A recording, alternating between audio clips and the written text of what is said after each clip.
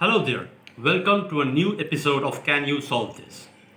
There is a general tendency among chess audience to avoid long problems. Problems like mate in 15 or mate in 10. They are like how can a human being possibly calculate 10 moves or see 15 moves ahead? But the general matter of fact is more movers, as we call them in chess problems, in chess problem terminology, more movers are not any more difficult than three movers or four movers because they are usually based on a single idea, a particular mechanism, and usually they can be broken down into short mate threads, usually threads of mate in one. So they are not that difficult. So today I have got a mate in 10 with me. I have brought a more mover with me, like last day, and hopefully after my explanation, it will allay some of your fears with regards to more movers. So let's get down to business. The problem that I have today is by Gunter Jordan, and it's from 2016, and it's a first prize winning problem, so it's quite entertaining. Let's see. Let me put the black pieces first on the board. There is a black king on a4. There's black pawn on b5, on f6, and on g3. A rook is there on h3, and a bishop on g4. So those are the black pieces. Now let's put up the white pieces on board. The white king is on b6. There is a bishop on b7. Knights are on a5 and a2. And there is a bishop on c1. So that's the position, quite simple. There are only 11 pieces on board. And the task here is to white to play and mate in 10.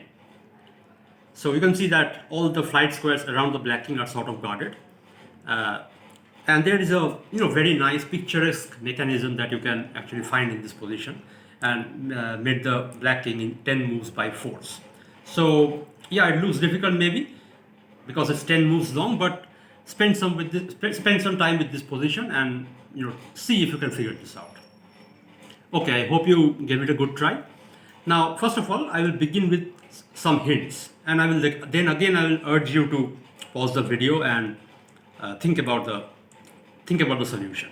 So you can see that since the black king is already cornered and doesn't have any squares to run to, white already has some mate threats here. So for example, white can threaten bishop c6 with the threat of bishop into b5 checkmate. But the problem is, now the black rook can come to defense. Black plays rook h5 and defends this b5 pawn. What happens if white plays bishop b5? The threat is bishop b3 checkmate. Well, in this case, once again, black will open up the rook on the third rank. Black will simply push the pawn, g3, g2, and now the b3 square is guarded. Similarly, white can also play the move bishop to e4, threatening bishop c2 checkmate. But again, in this case, black has rook to h2, and now the rook is on the second rank, guarding the c2 square. So this rook, this is a pesky little rook, and is the key defender in this position. So what you have to do is you have to throw some dirt in its eyes so that it is not able to execute all these defenses. And the problem is all about that. Now, with all this information that I've just provided you, I urge you to pause this video right here once again and try to figure out the solution. How can you take care of this rook on h3?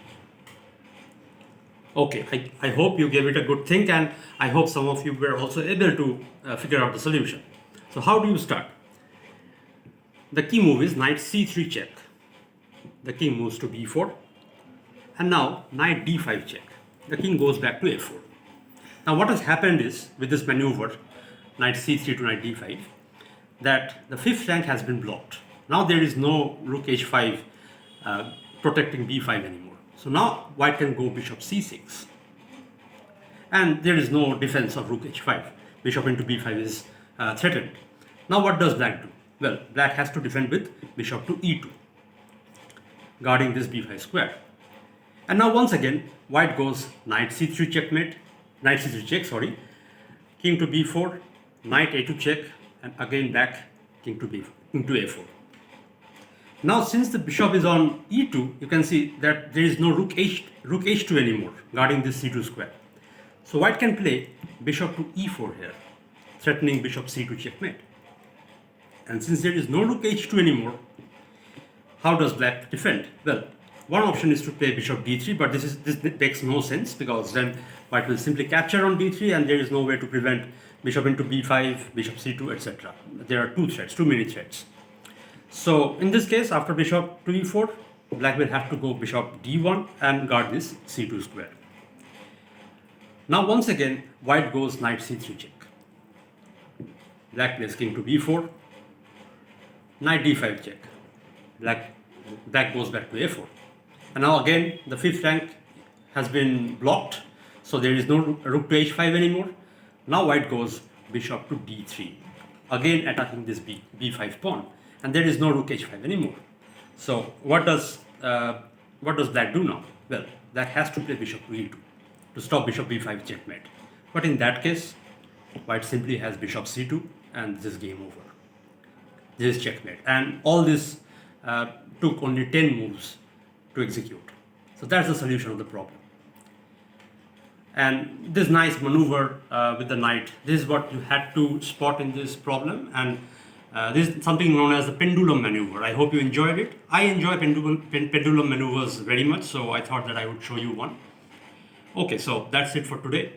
See you in the next video. Till then, take care and goodbye.